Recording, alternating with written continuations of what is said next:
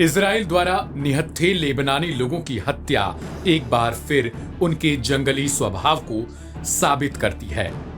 Israel के आतंकवादी गिरोह को यह समझ में नहीं आया कि महिलाओं और बच्चों की हत्या से प्रतिरोध पर कोई असर नहीं पड़ेगा। क्षेत्र में संपूर्ण प्रतिरोध मोर्चा हिजबुल्लाह के साथ खड़ा है और उसका समर्थन कर रहा है। अंत में जीत हिजबुल्लाह की होगी। लेबनान में हमले एक बार फिर से इजराइल की क्रूरता को साबित करते हैं। ये लाइनें ईरान के सर्वोच्च नेता खामेनेई के हैं, जो हिजबुल्लाह चीफ के मारे जाने के बाद बुरी तरीके से भड़के हुए दिखाई दे रहे हैं। हालांकि खामेनेई की भी सुरक्षा को फिलहाल बढ़ा दिया गया है। ईरान में भी अलर्ट है। इजराइल के हमले में हिजबुल्लाह के कई ठिकानों समेत उनका प्रमुख भी मारा जा चुका है। इसी से क्रोधित होकर ईरान के सर्वोच्च नेता खामेनेई ने कहा है कि इजराइल ने जो नीति गाजा में अपनाई थी, वही मूर्खतापूर्ण नीति लेबनान में भी वो अपना रहा है। उन्होंने कहा, इन लोगों को पता होना चाहिए कि वे लेबनान में हिजबुल्लाह के मजबूत संगठन को नुकसान पहुंचाने के लिए बेहद ही छोटे हैं। इस क्षेत्र की सभी ताकतें हिजबुल्लाह के साथ खड़ी हैं और उसका समर्थन करती हैं। सभी मुसलमानों का कर्तव्य है कि वे अपने संसाधनों के साथ लेबनान और हिजबुल्लाह के लोगों के साथ गर्व से खड़े हों।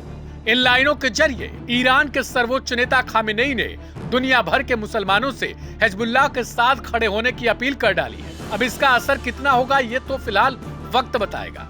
लेकिन बेरूत में जब से इजराइल की तरफ से ताबड़तोड़ हमले शुरू हुए हैं, तभी से हिजबुल्लाह के लिए सबसे बुरी खबर आई, क्योंकि बेरूत में शुक्रवार को देर रात हुए हमले के बाद इजरायली सेना ने शनिवार को हिजबुल्लाह चीफ हसन नसरल्लाह को मार गिराने का दावा कर दिया था, जिसके बाद से सनसनी फैल गई। मीडिया में खबरें चलने लगी, कई चैनलों पर तमाम तरीके से अटकलें लगाई जाने लगी। लेकिन इसकी पुष्टि खुद हिजबुल्लाह ने कर दी है कि इजराइल के हमले में उनका प्रमुख मारा जा चुका है। इजरायली सेना ने इस हमले को लेकर कहा था कि नसरल्लाह अपने मुख्यालय में बैठक कर रहा था, तभी हमने सटीक हमला कर दिया। इसी हमले के बाद से अब ईरान के प्रमुख खामेनेई ने धमकी भरे लहजे में यह साफ कर दिया है कि इजराइल के खिलाफ दुनिया के सारे मुस्लिम हिजबुल्लाह के साथ हैं। ईरान ने इजराइल को आतंकी कहकर भी पुकारा है। अब इसका असर कितना होता है, ये समय बताएगा। लेकिन फिलहाल ये तो समझ में आ चुका है कि इजराइल के खिलाफ ईरान अब पुरजोर से है।